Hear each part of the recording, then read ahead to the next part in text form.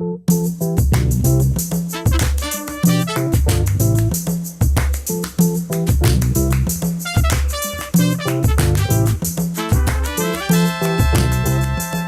listener-supported KTOO, welcome to Juneau Afternoon, broadcasting live from the homelands of the Occoquan and on demand as a podcast. It's Friday, April 18th, 2025. I'm your host, Boston Christopher. Gwyneth Cheese, Hawa, Tuxagnusum, Salamat. Thank you for joining the conversation. You can also join us behind the scenes on YouTube, right here in the studio at kto.org/JPM Live or on KTO's Facebook and Instagram pages. And today we are trying portrait view. So check that out. Leave us a comment. Say hi. It's all those good things. Today we chat with Sayeik Ginter from Bartlett Regional Hospital about a free community class happening next Tuesday on proactive pelvic floor care.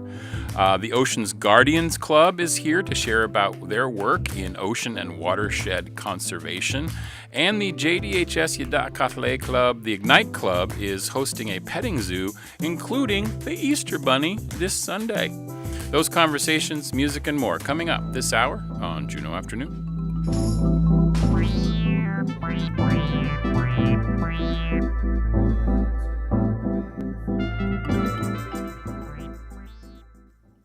You're listening to KTOO's Tlingit Word of the Week.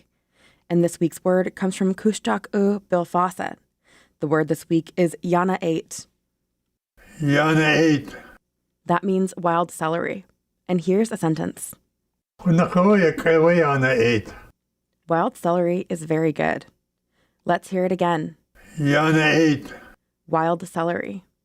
Ganesh Chish to Juneau Lance Twitchell, Goldbelt Heritage Foundation, and the University of Alaska Southeast for this audio. Kushtaq Oish Bill Fawcett was Slukach Ati and the child of a southern Shoshone man who passed away before Bill was born. His mother later married Sihua Bill Fawcett, who helped raise Bill. He lived on Occoquan Ani and enjoyed working with advanced language learners, helping them answer difficult questions about the language. And tune in next week for another Tlingit Word of the Week from KTOO. Support for Juneau Afternoon comes from Heritage Coffee Roasting Company, providing Juneau with locally roasted coffee for over 40 years, with cafes and drive-through locations throughout Juneau. More at heritagecoffee.com.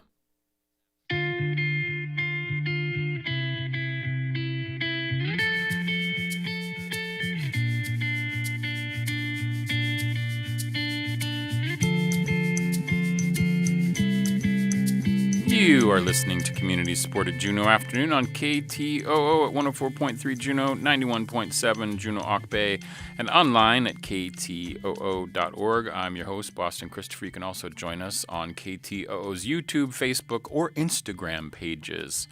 Thank you for being part of the conversation. This coming Tuesday, April 22nd, Bartlett Regional Hospital is offering a free community class called Proactive Pelvic Floor Care, Build Your Body's Foundations. It's at 6 p.m. at the Robert Valiant Building in room 205. I'm joined now by Sayeik Ginter, one of Bartlett's therapists, specifically an occupational therapist, to share with us more about this course. And just a note, this conversation will be addressing the human body and the processes of that said human body. And it's a conversation for both women and men. Gwyneth Cheese, Yigudi, thank you so much, Sarah. It's a pleasure to see you in the studio. Wasiati, how are you today? I'm good. Thank you. Thanks Excellent. for having me. Of course. So before we get into the class, I'm always curious about the difference between the different titles of therapists. So what's an occupational therapist versus the other therapists that might exist in the physical realm? Yeah, it's a great question, and definitely one I think I'll answer for the rest of my life. Yeah. What do people you do are often again? confused. Yeah. So as an occupational therapist, I work with people on their activities of daily living. So it's really anything that occupies you throughout your day. So that's okay. where the word comes from. Okay. So that encompasses, we use like a biopsychosocial approach, it's called. And so we do learn about, muscles and all the physical functioning of the body, but we also learn about mental health and kind of the social factors that affect us as well. So that's sort of my lens for treating anybody with any kind of dysfunction. And who are you working with? Are you working with people who have had accidents, or are you working with people who have issues just in terms of where their physical body is at? How is that? All the different sorts of things that So I work with adults and kids, but for I have kind of a subset of pelvic health clients that I work with in an outpatient form at our hospital. And so it's people that either from, birth, things have changed with their pelvic floor type stuff, or or they might have had an accident or some kind of trauma that has changed stuff, or surgery, things like that, or just kind of, normal wear and tear of your body. So as we get older, things change, exactly. right? Yeah, for sure. That's so amazing. And how long have you been at Bartlett doing that work? I've been at Bartlett for, I think, 3 or 4 years now. Yeah, I've been an OT for like 5.5. And you grew up here in Juneau. Yes, I did. So and I came did back. you go to school and study? What did you study to be an occupational therapist? I studied occupational therapy. I got There's an actual degree in it. So I went down to North Carolina and got my master's in occupational therapy at the University of North Carolina, Chapel Hill. That's where I went to graduate school. No way. Yeah, totally not Me too. occupational therapy. Mine was in theater, dramatic arts technically. Yeah. But that's so funny. I love Chapel Hill. Yeah, me too. Yeah, Chapel Hill's amazing. The outdoor theater there. Oh, yeah, it's so great. Yeah, Chapel Hill just itself is a wonderful place. Well, that's cool. And then you came back after that. Did you know that you wanted to return to Juneau and be here? No, a funny story. I mean, I absolutely love Juneau and was very torn about, not being here. But I met the man who had become my husband down there in North Carolina and took him up here on a vacation at one point in 2019, super sunny summer. And he's like, oh, this is kind of cool. He was like, we should move to Juneau. So here we are. Little did he know. But he loves the rain. Yeah, so I'm really happy to be back. It's really cool to be here, like as an adult and as like a member of the community. I feel like I'm actually like contributing more now and stuff. So okay, awesome. Yeah. So this class, Proactive Pelvic Floor Care, Build Your Body's Foundation. It's next Tuesday night, I said, at 6 p.m. on April 22nd at the Robert Valiant Building. How did this class come about? And of course, it's open to the community. It's free. It doesn't cost anything. But how did you decide to do this class? I think just like as the rehab services, you mentioned the other therapists. We also have speech therapists and physical therapists there. So we all kind of, as a department, decided we wanted to do some more community education events because we all kind of have all these niches of things that we work on.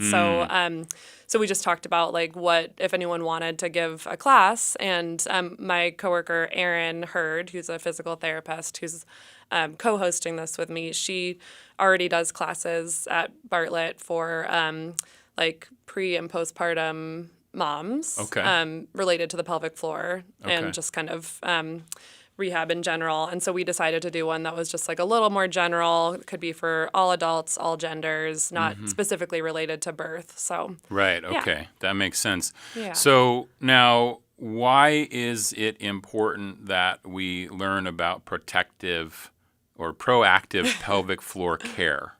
So the pelvic floor is a collection of muscles. There's like 14 muscles that kind of live in your pelvis, and it provides. The class is called Build Your Body's Foundation, but the pelvic floor really is part of your body's foundation, and so all your really basic functions like going to the bathroom, intimacy, and then just like all movement relates to your pelvic floor. So everything comes from the center in a way, right? Yeah. It's kind of like when you're working out a little bit and they say you have to strengthen your core, right? Yep, Is it so part the of pelvic that? floor is part of the core. It's exactly. part of the core. Okay, Yep. that's good to know. I did not know that. Yeah. Okay. Yeah, we kind of, you call it like the abdominal canister. So you have your diaphragm on top, then all your core muscles, and then the pelvic floor it kind of lives down below, and so they all work together.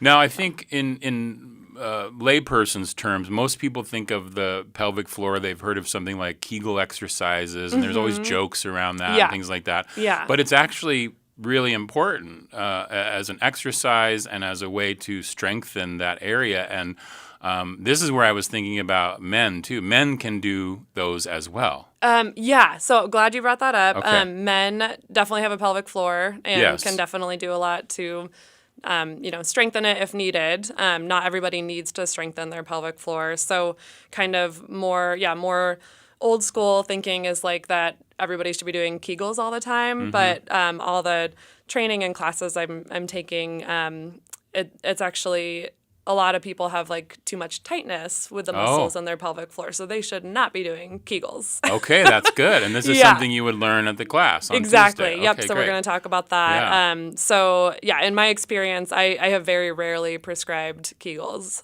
to folks that I've seen so far. That's what I'm saying. It's like in the zeitgeist as like the thing you're supposed to do. But this is good because you may not need to do that, right? Yep. That's really so it's cool. important that your pelvic floor is able to do those things to contract and relax and all that, and that's what a Kegel is. But it's also important that your hips and your glutes and everything else kind of around there is strong and able to turn on and off whenever you need it to. I got you. Okay. Yeah. And the other thing I want to ask about, I know you're going to cover this in the class, but trying to give people a little bit of a preview of what's to come. So, and I was trying to learn about this, but the pelvic organ prolapse, right? Which is, it's possible that different organs in the pelvis. Tell me about that. Yeah. What happens? Yeah. It's kind of a scary term. I hadn't heard much about it before learning about this stuff. Super common. But so what happens is due to like laxity in the tissue, that certain organs, so we have several different organs in our pelvises, right? And so they can kind of fall into basically like the vaginal wall. So they're not literally falling out of your body unless things are really, really bad. But but that can cause issues with, going to the bathroom, with intimacy, with pain, that kind of stuff. So that would be something, too, that we could help work on. So now what I read was that this is common in women, particularly after childbirth, menopause, or aging, right? Yep, And all those factors. It can affect all the different areas down there, the bladder, the uterus, the rectum, the vagina, all those things. Yeah. But is this something that only happens with women, or is there a potential that my bladder prolapses?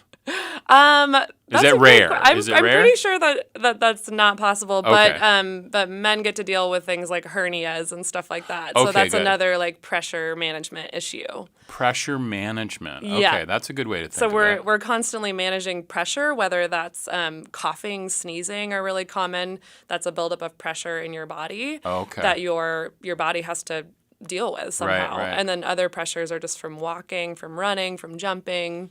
So Wow. Okay, that's a lot. It's definitely a lot, and I know that this it can. You can also have.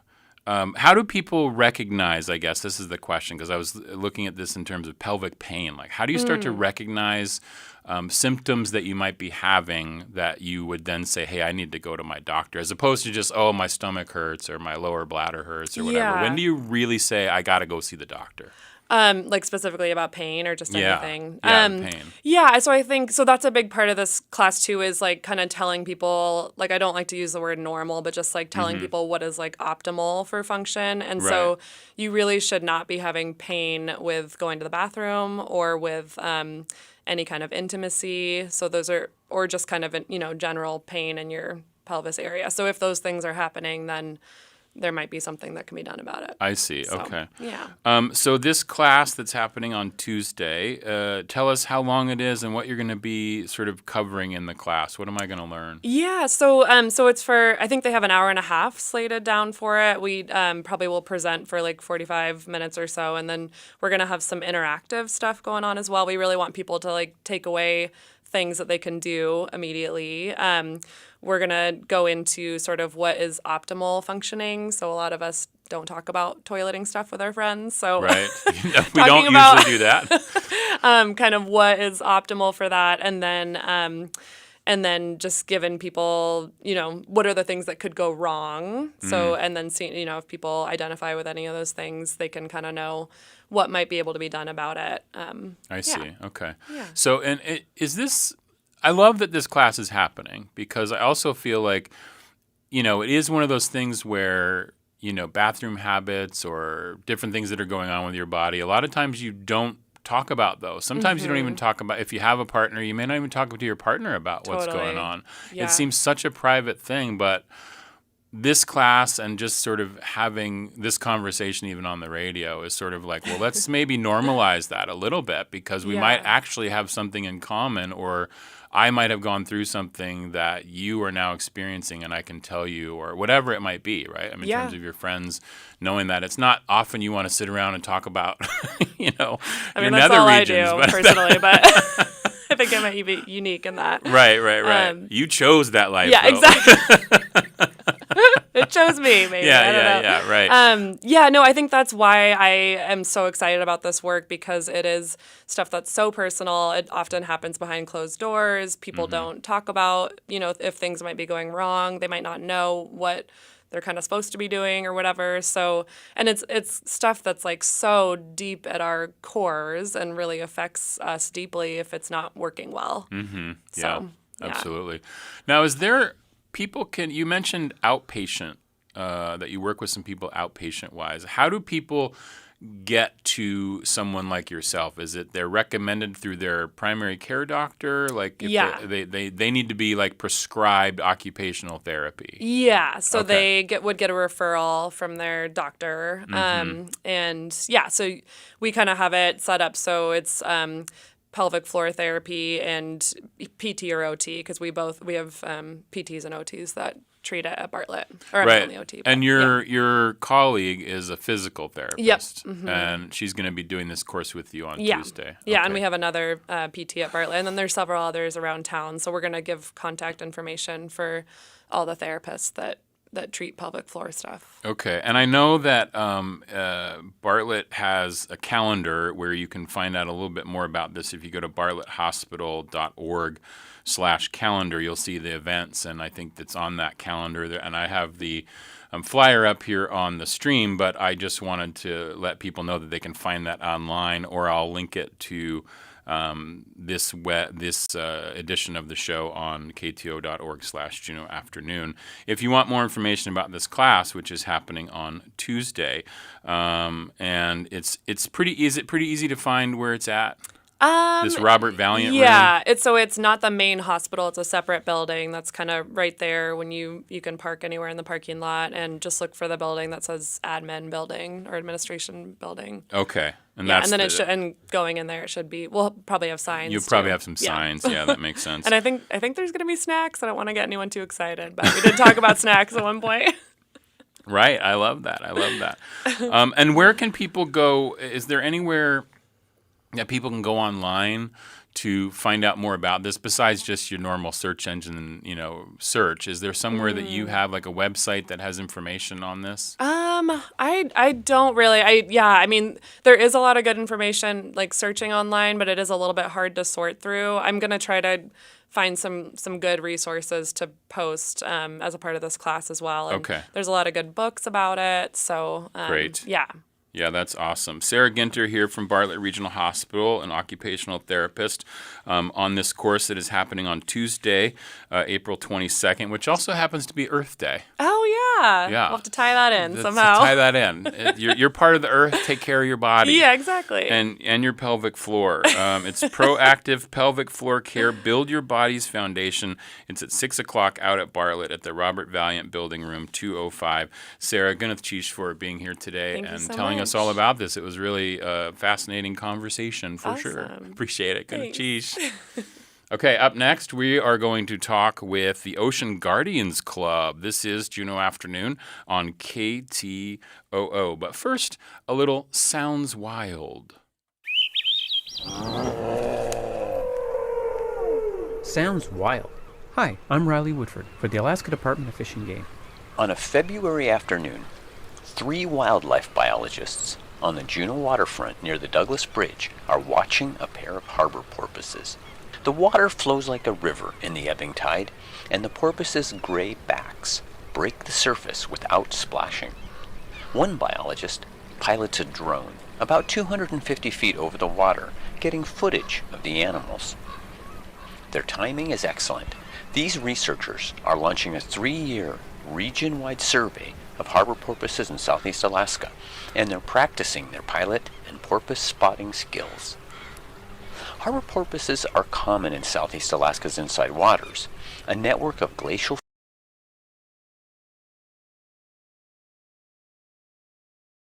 islands, but relatively little potential threats are raising concerns, and an accurate estimate of their numbers is important.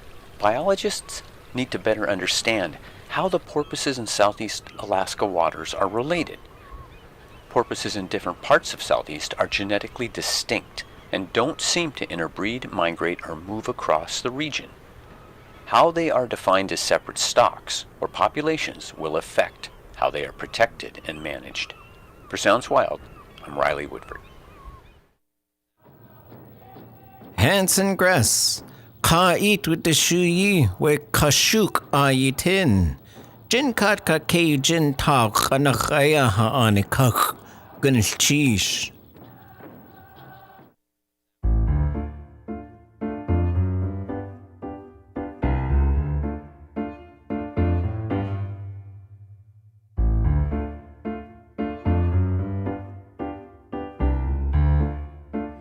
All right, this is Juneau Afternoon from your listener-supported public media station. I'm your host, Boston Christopher, and I meant to say it's your public media station, KTOO. I have so many kids in here. I'm so excited.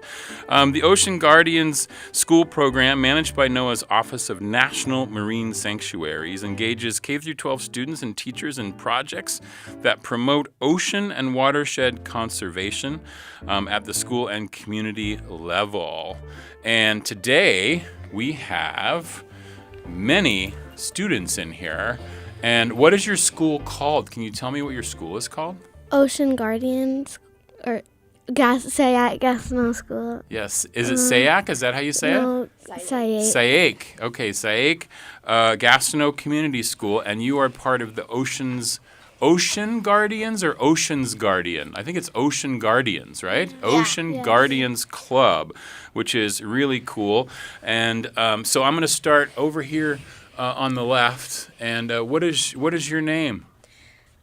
My name is Gus, and I go to Sayeik Gastineau Community School. Awesome. Okay, that's Gus. Okay, and then who do I have right here? My name is Marlo, and I go to Sayeik Gastineau Community School. I love it. So we have Gus and Marlo, and then next? My name is Ayla, and I'm a part of the Ocean Guardian Club. You are also part of it. And then you? Hi, my name is Bessa, and I go to Sayeik Gastineau Community School. Okay, great. And are you all in the same grade, or are you in different grade? Different grades. Okay, what grade are you in, Ayla? I'm in 6th grade. 6th grade, okay. And Marlo? I am in 4th grade. 4th grade. Gus? I'm also in 4th grade. Okay. And Bessa? I'm in 4th grade, too. 4th grade, okay. So we've got an elder here, right? In terms of Ayla in 6th grade. Ayla, how long have you been in the Ocean Guardians Club? This club started this year, but our school has been in Ocean Guardians School for a while. I think it's been 5 years or 6. 5 or 6 years, okay. So the club part of it is new. The school's been part of it, and because I think we had the Ocean Guardians on last year via Zoom. I think we Zoomed in at that point, and we were talking to the class. So it was more a class, but now it's a club. Okay, that's good. Because I know that in the past, I think in terms of what I found out was that you all as a group, as part of the Ocean Guardians, helped to replace disposable sporks with real cutlery in the cafeteria, Yes. resulting in a reduction of over 28,000 pieces of plastic waste. That is quite the accomplishment, right? Yeah. Okay. So, Marlo, I'm curious. So what are you learning in the Ocean Guardians Club? We are learning how to reduce plastic, and also why it is important to keep plastics out of the ocean. Yeah, I've heard a lot about these microplastics recently. We just had somebody on yesterday because tomorrow is the Juneau Community Cleanup. Yeah. And that's a big part of taking the plastics out so that so all those microplastics don't get into the fish or whatever, something like that. All the marine life and everything. That's kind of cool. And Bessa, what is your favorite part about being part of the Ocean Guardians Club? My favorite part about being in the Ocean Guardians Club is it's such a community that, like, we try to help the ocean, but also, like, work together to help it. Oh, It's nice. very- Okay. And Ayla, what are some of the projects that the club is working on now? We are working on the 22nd is Earth Day, and we're gonna have a school, like, event to get students from the school, and we're gonna learn about reducing plastic and things like that. Okay, so you're going to do that during the school day? It is after school. Okay, it's after school, but you're inviting all of the students to be part of that and learn that conversation. And Gus, what's your favorite part about being in this Ocean Guardians Club? My favorite part about being in the Ocean Guardian Club is that we reduce how many plastic goes in the ocean. Yeah, okay. And so when you're learning about this stuff, do you start to see more of it in your own life? Like in terms of, Bessa, do you see like, wow, how much plastic do I see at my house? Do you start to notice that? Yeah, I didn't notice it before, but now I'm like, whoa. Do you say like, Mom, Dad, we need to stop buying water bottles and we need to do something different, or we need to be reusing things? Well, sometimes I tell them about that. Like, when my mom goes to walk my dog, she uses a plastic bag to pick up his, Yes, we know what that waste. is. And I'm like, my teacher, like, Miss Haga told me about this, like, it, like, dissolves kind of. Oh, like a bag of Compostable, compostable bags that you can buy, yeah. Yeah. And Okay, I love that. And are you learning about like composting and stuff too, Marlo, in terms of like what you can compost and what you can't compost? Yeah, so at our school we have this bucket in the cafeteria, and we compost so on every lunch tray they make you have to have a fruit on your tray, and they usually at the end of lunch they will tell you like what is compostable and what not is compostable, and yeah. I love that. That's pretty great, right? I didn't have that when I was in school. We just threw everything in the trash. Oh. Right? Yeah, exactly. Oh, yeah. That's one of the reasons we're in this situation, I think. Yes, Gus? We have a garden because when we started composting, it was like, where are we going to put all this compost? And then we came up with a solution, a garden. I love that. That's so cool. What do you grow in the garden, Gus? We grow carrots, onions, kale. We're starting kale this year. Mammoth sunflowers, potatoes. Potatoes, okay. Nice. That's a good list. Zucchini. Okay. I think there's just other Wow. people. And then when all that sort of gets ready to eat, do you all use it in class and make like a meal? We have a big harvest feast. Oh, nice. Yeah. A little harvest feast. That's so cool. That's pretty great. And I'm just curious, like beyond the Ocean Guardians Club, I'm going to start over here with Bessa and go down this way. I'm just curious about what your favorite subject in school is besides composting. oh, okay. My favorite subject in school is probably math. Math. Yeah. All right. What do you like about math? I mean, like. What isn't there to like about math, right? Yeah, it's hard sometimes for me, but I feel like I just learn more than reading and stuff. Yeah. Okay. And what about you, Ayla?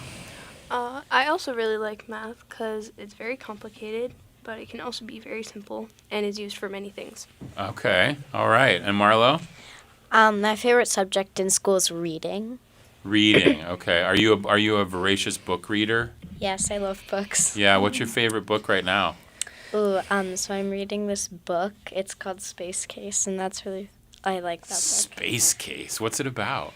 It's about this kid that lives on the moon with his family, and and like he's like going through his life of how it is on space, and it's I love that. That's really kind of cool. I like that a lot. And is there, and what about you, Gus? What's your favorite subject? My favorite subject is math and reading. My favorite subjects are math and reading because I really like reading because it's 26 letters arranged in different patterns. And also math is all around us. I love that. And that's interesting because when you say 26 letters arranged in different patterns, that's also kind of like math, right? That's kind of cool. Words are math, maybe? I don't know. That's kind of a fun concept. I love that. Mm-hmm. And so do you think, Gus, that after Ocean's Guardians, when you move on out of school to the next, whatever the next schooling level is for you, middle school, do you think you'll take some of these lessons with you from the Ocean Guardians Club? Probably. Yeah. Okay. What about you, Marlo? I'll get to you, Bessa. Okay. I think I will because I feel like I've heard that there is also like an Ocean Guardian community in the middle school too. Right, because this program is managed by NOAA and it goes all the way through high school if they so desire, right? So if there isn't a club, you could start one. What about you, Ayla? You're in 6th grade now. You're about to move on to the next level, right? Mm-hmm. I think that if there is one, I would join, and if not, I would try and start one. Nice. And, get people together to help the community. I love that. And what about you, Bessa? Well, I was basically gonna say what Ayla was gonna say, but yeah. You can say the same thing. It's okay. Yeah, because you've got a couple more years, right? Because you're in 4th grade. Yeah. So do you anticipate, Bessa, that you'll be part of this club in the coming years as well, like the next couple years of elementary school? Definitely. If there still is one, if there isn't, I'm gonna have to talk to my principal. If there isn't one, I'm going to do something about it. You know what? That is the best kind of community member, Bessa, to be able to say, there's a need and I see the need and it's not there, it's not being met, so we're going to make it happen. So is there some other, I know you mentioned the event that you're going to do for your school on Tuesday for Earth Day. Is there other ways that people can find out about what you all are doing at the Ocean Guardians Club? Is there like a website or anything? Well, we're planning on trying to make these reusable bags with something that says something like Ocean Guardian School on it. Oh, that would be cool. We call it merch. Oh, yeah. Yeah, merchandise, right? To get the word out. Yes, Guy. I love people are raising their hands. They're so well behaved. Go ahead, Gus. So, our plan is for Earth Day or someday close to the end of the year, we want to hand out these reusable bags to every single kid in the school. The reusable bags. Oh, so when you go shop, I'm really bad at this. When I go shopping, I have the bags in my car, and I always forget to take the bag into the store, right? And then so I'm like, so oftentimes now I'm saying, I don't need a bag. I'm going to force myself to carry all this stuff out to my car. Yes, Marlo? Last year at our Ocean Guardians Day, we we handed out shirts, and that's another way to get the word to the community, and Yeah, Gus is wearing it right now. That's pretty cool. Yeah. I love that. Yeah, that's an awesome thing. So reusable bags out to all the students, merch. Will the bags be made available to the community? Because I know I would buy one.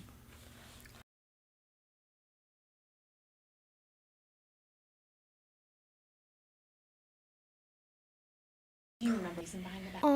We are trying to use less, like, we're trying not to use, like, plastic bags. We're trying to reduce plastic bags. Right. Yeah, we've talked to a couple of people about it, and they said they're on board. You know, it's funny, in certain communities down in the States, they actually, if you don't have your own bag, they charge you now. Oh. So there's like an incentive to bring your own bag. I wonder if Juneau should do something like that. That's not for me to decide, though. Yes, Gus? We wanted to get reusable bags, too, because, like, if you put them in stores, they could hand out reusable bags instead of plastic ones. Oh, I see. So almost even giving them out to the community so that then people can start to learn to do that themselves. That's a great idea. Wow, that's really cool. Well, you all are fantastic, and you're doing such amazing work. And the Ocean Guardians Club, I love it. It is a program that is managed by NOAA's Office of National Marine Sanctuaries. It helps to engage K through 12 students and teachers in projects that promote ocean and watershed conservation. And I think that's really cool. And is there, how do I, as a person in the community, help support the Ocean Guardians Club? What's the best thing I can do? Yes.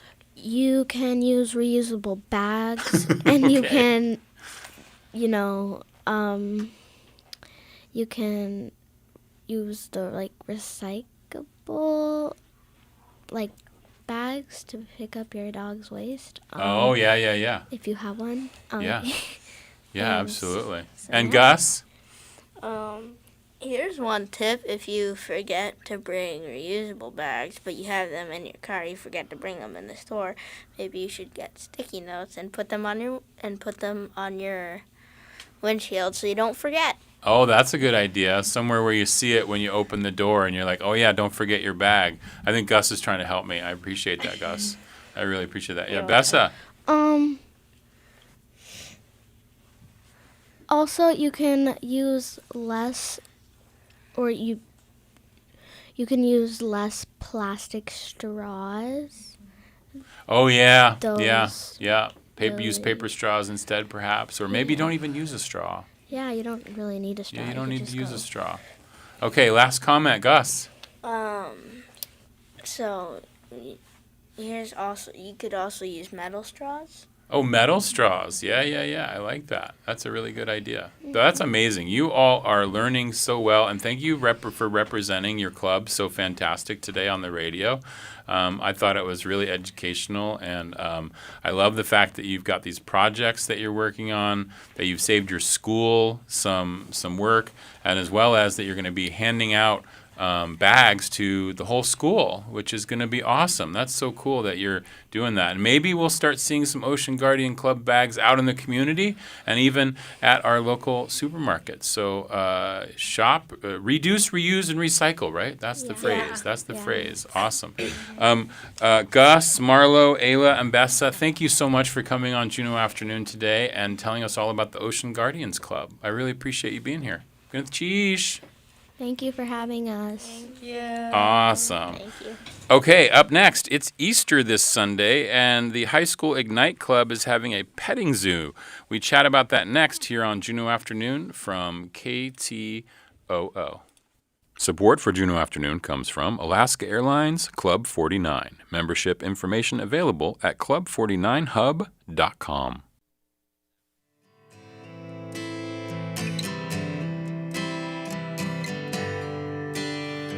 KTOO would like to acknowledge that we broadcast from the homelands of the Occoquan. The Clenedy have stewarded this area for thousands of years.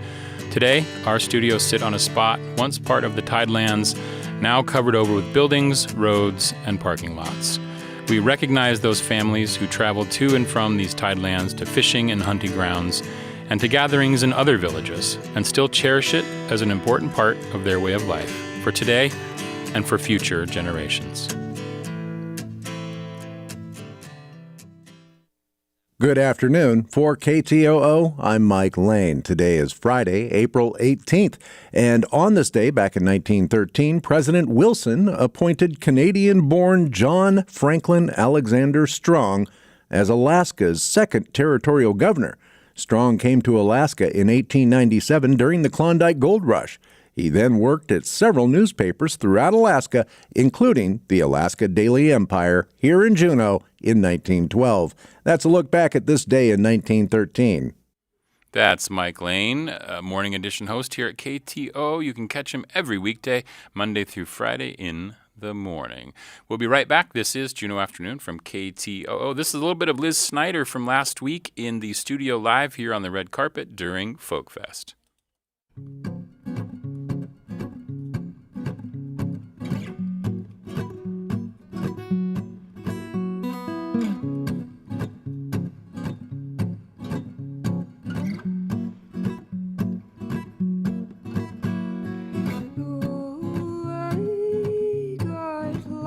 On the dark side,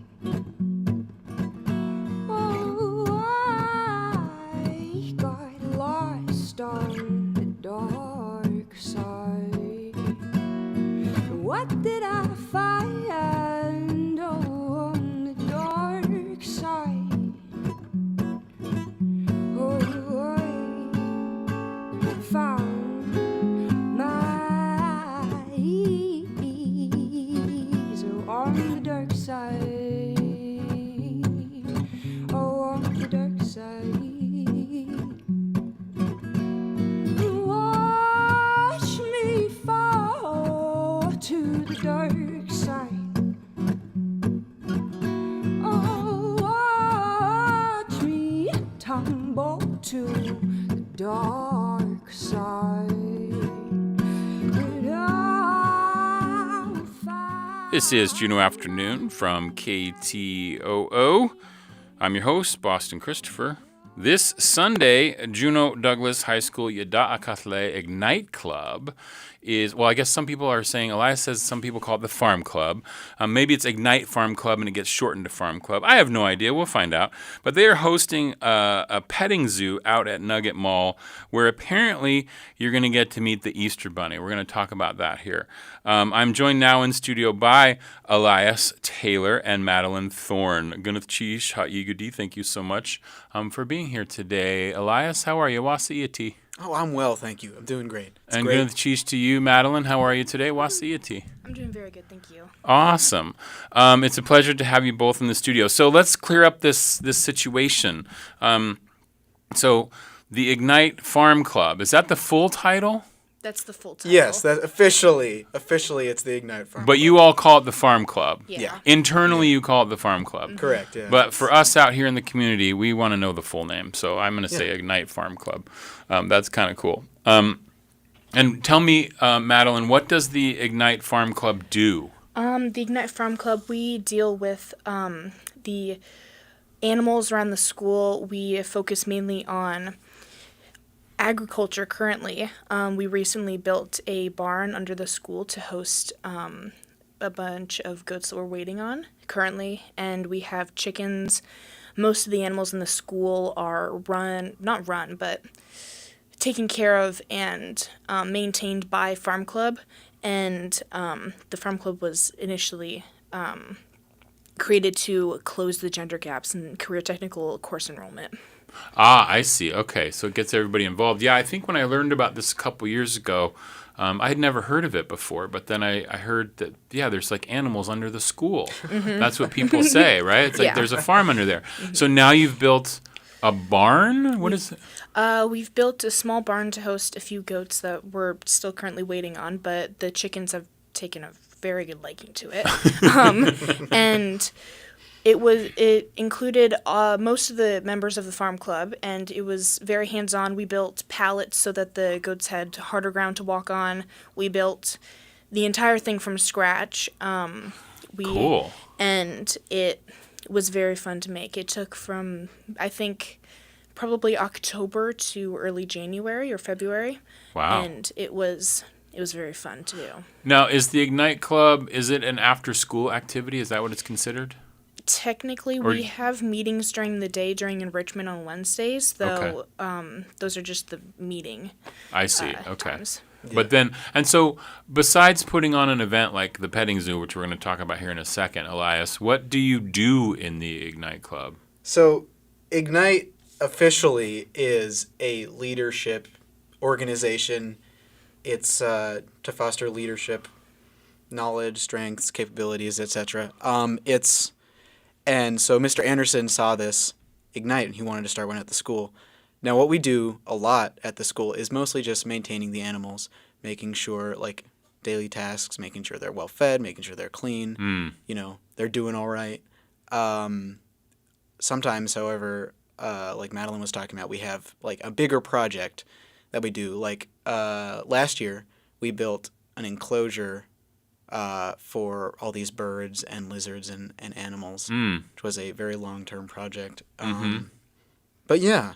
And then, so now, do you feel like as a leadership club, officially a leadership club, but you're working with animals, so it becomes sort of an agricultural kind of focus? And I know, Elias, you were here a couple years ago when we had Cupcake the chicken on. Yeah. That was really fun. And is Cupcake still around? Yeah, no, she's hanging in great. Awesome, good. We want to know about Cupcake the chicken. But now, so does that mean you're getting close to graduation here? Where are you? So I'm a junior. You're a junior, so you got one more year. But do you feel like you're going to go into something that has to do with agriculture because of your involvement in Farm Club? Personally, I'm not as interested in the agricultural side, but Farm Club definitely.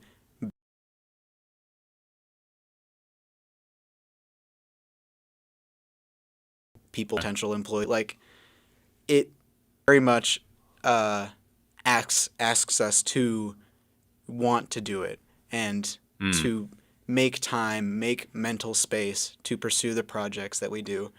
And yeah, it builds a lot of discipline. It builds a lot of leadership skills. I see. Okay, that's really kind of cool. And Madeline, how long have you been involved in the club? This is my first year. I'm a sophomore, but I went to TM last year, so I wasn't able to join the club last year, but I was very excited to join it this year. I see. Okay. And you think you see yourself being part of it for the next couple years as well? Most likely. Yeah.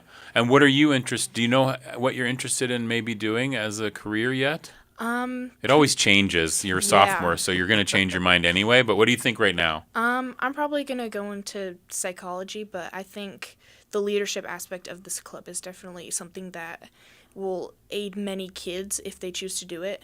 That it'll aid them in stuff that they wouldn't even think would affect their lives outside of Farm Club. I see. Yeah, because you think of it as one thing, but it really becomes something else. And then you get to put on these cool events like a petting zoo, which is happening this Sunday. Tell us a little bit about what's going to be happening. Who's got the notes on that?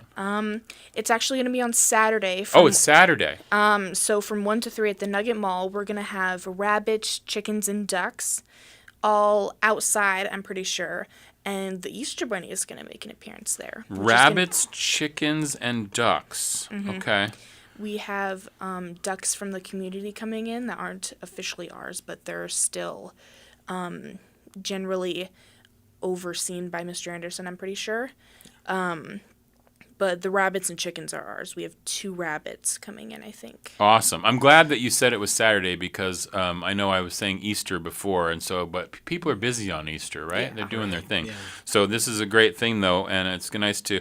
And the Easter Bunny's going to show up? The Easter Bunny's going to show up. He's going to make a very brief appearance. Yeah, guest appearance from the Easter Bunny. Because they got to get busy on all the other things they have to do around town, for sure. I think that's why we're hosting on a Saturday instead of Sunday. Right. Because, after the Easter Bunny, probably in the afternoon on Sunday, Easter Bunny will be asleep because they'll have done all their work already, I think, anyway. Yeah. And so this is going to be at the Nugget Mall. Is it indoors? It's outside. Outside. Okay. What's the weather going to be like? Do we know? Are we predicting good weather? Hopefully good weather. hopefully gray. In Juneau, that's what we hope for, is gray. Yeah. Hopefully something gray. So rabbits, chickens, and ducks. I guess the goats would have made an appearance if they had been here already. Where are the goats coming from? I'm fairly certain that they're coming from a member in the community who is unable to host them at their home, but I see. Okay, so they're kind of donating them to the school for the Ignite Farm Club purposes. Yeah. That's so cool. And tell me once again what time it's at. It's from 1 to 3. 1 to 3 on Saturday at the Nugget Mall, and Are there going to be like all the members of the Ignite Farm Club there hanging out? Most of the members, if not all of them. Yeah. And how many members are in the club? I would say probably from 10 to 20. 10 would be probably most of the members who show up for every meeting and every event, but 20 for the people who linger. Oh, generally. Wow. Okay. That's kind of cool. This is really fun. What a great thing. Yeah. It's a very versatile club, so anybody who wants to participate can if they want to. Absolutely. Yeah, that's great. And then what's next for the club beyond the petting zoo? Beyond, like, what are you guys doing next? Is there some other? So generally, our next big fundraiser, as far as I'm aware, is the October fundraiser, which is a Halloween fundraiser where we get all the scary, crawly animals. I think, I think you were on the show for that last fall. Yeah, absolutely. Yeah. And so is there a charge for the petting zoo? There is no charge, but people will have an opportunity to donate if they want to. Okay. And is there a recommended age? Anybody who enjoys Easter, generally. Yeah. Just... Oh, you mean I'm thinking like I guess because there's not big animals, like little kids are more than welcome, right? Yeah, absolutely. Yeah, to pet the rabbits and the chickens and the ducks. Mm-hmm. Are there different breeds of ducks? Not sure yet. We haven't met them. Oh, you haven't met them yet? I don't think so yet. Okay. But is Cupcake going to be there? Probably. Yeah. She's our spokes chicken. She's the fan favorite. She's the spokes chicken. She's got to be there. Awesome. Is there anything else that we missed? Is there anything else that we need to mention? I want to make sure we got all the details in. I think that's about it. Okay, awesome. It's the petting zoo. It's the Juneau Douglas High School Yada Akathle Ignite Farm Club. You'll get to meet the Easter Bunny, so bring the kids. It's out at Nugget Mall. It's from 1 to 3 tomorrow on Saturday, April 19th. And we had here Elias Taylor and Madeline Thorne representing really, really well. So I really appreciate y'all being here today. Gunath Chish. Yeah, thank you. Thank you. Yeah, absolutely.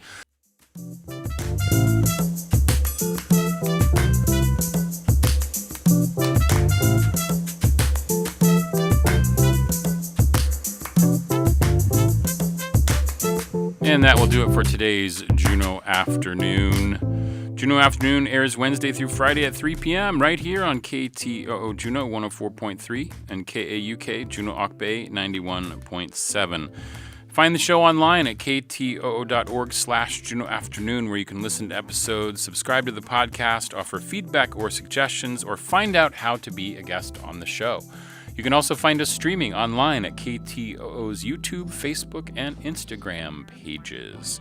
Our theme music is by Indian Agent. Programming support comes from Alaska Airlines Club 49, Hanson Gress, and Heritage Coffee Roasting Company. Juneau Afternoon is a project of the KTOO Arts and Culture team.